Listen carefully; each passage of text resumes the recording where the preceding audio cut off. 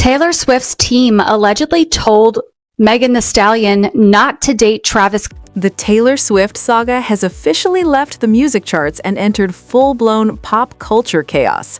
First, a viral TikTok claims Taylor may have quietly warned Megan Thee Stallion to steer clear of Travis Kelce. Subtle, strategic, and very on-brand Swift.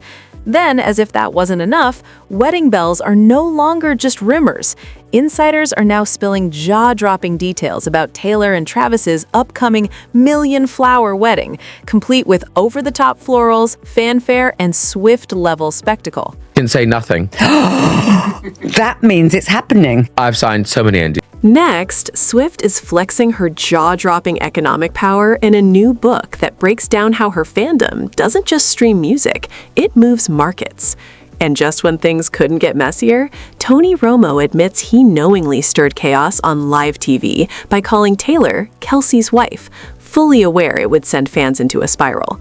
As Romo later shrugged it off, throw out one comment and suddenly everyone dissects it like it's gospel. Just a joke with nuclear-level fallout. Welcome to the Swift effect. Meanwhile, TikTok has officially gone feral.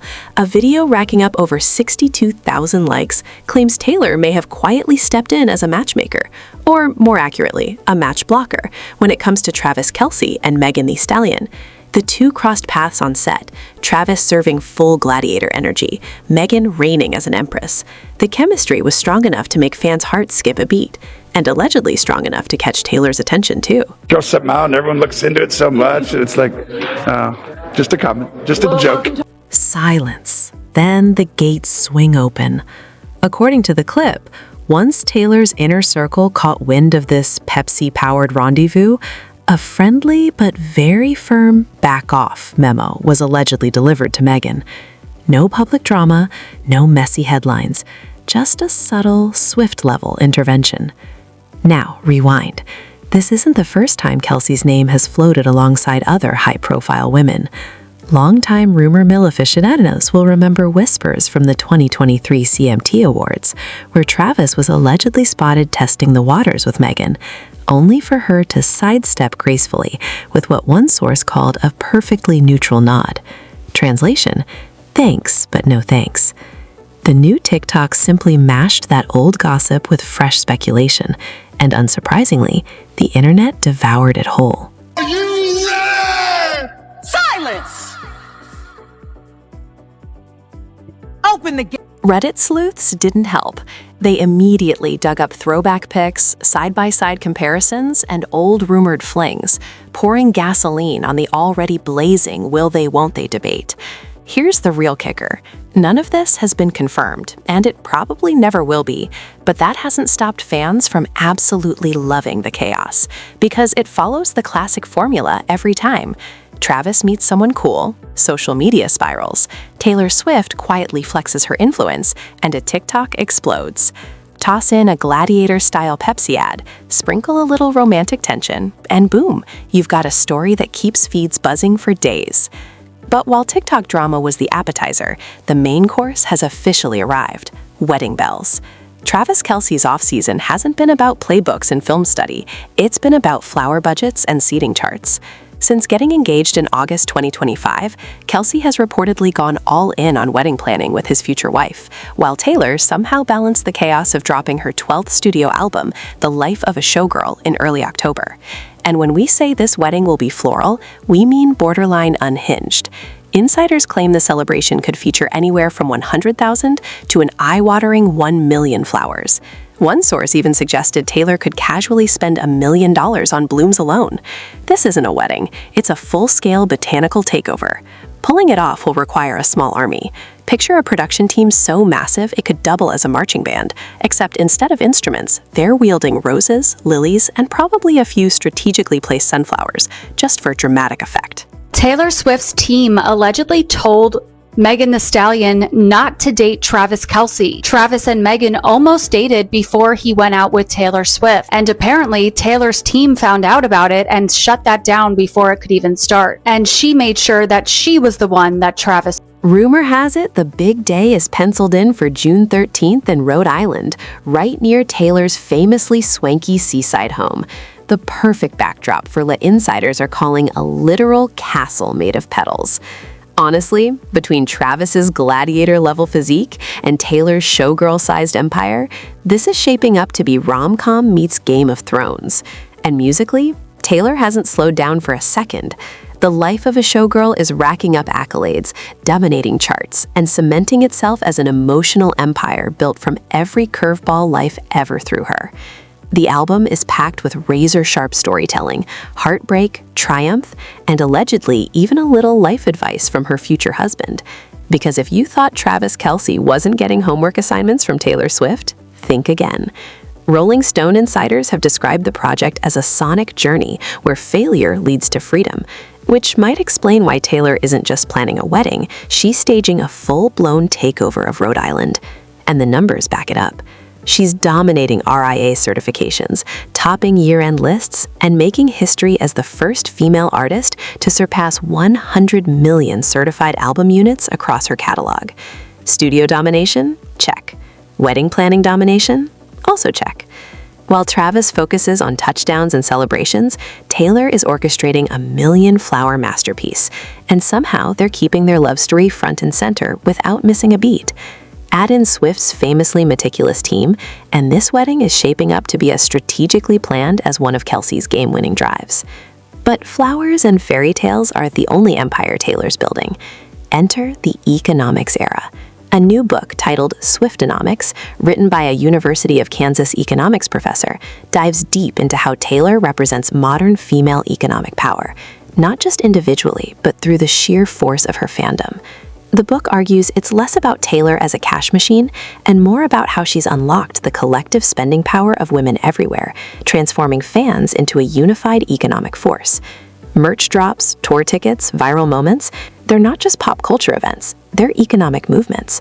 According to the author, Taylor isn't just running a brand, she's running a small nation fueled by fandom energy. And coming from a professor who studies care work, unpaid labor, and invisible productivity, and even built a care board dashboard inspired by juggling a PhD, census work, and parenting, the analysis hits different. Bottom line, Taylor Swift isn't just planning a wedding or releasing albums, she's building empires, floral, musical, and economic, all at the same time. Invited you to her wedding. I can say nothing. That means it's happening. I've signed so many NDAs. Is next year the wedding year? Is that when it's happening? Oh, you'll know. Meaning that I was going to invite you to it. If you're inviting me, it's very big. At its core, the argument is simple but explosive. The work women do without a paycheck still moves entire economies. It just doesn't show up in official statistics. And Taylor Swift, with her razor-sharp instincts and unmatched connection to her audience, is a glitter-studded, real-world case study of that idea in action. While everyone else is playing checkers, Taylor's been playing chess. Her Eras tour wasn't just a concert run, it was a lifestyle strategy. Weekend shows, weekdays at home. A power move most artists don't even get the option to make. And her albums? They're built on storytelling that's intimate enough to feel real, yet universal enough for millions of fans to drop themselves straight into the narrative. One standout track even reframes a personal mentor story into a full-blown self-empowerment anthem, flipping the father figure dynamic into Taylor owning the story outright. That's not just songwriting, that's social and economic influence wrapped in melody. Unsurprisingly, the book has stirred debate in economic circles.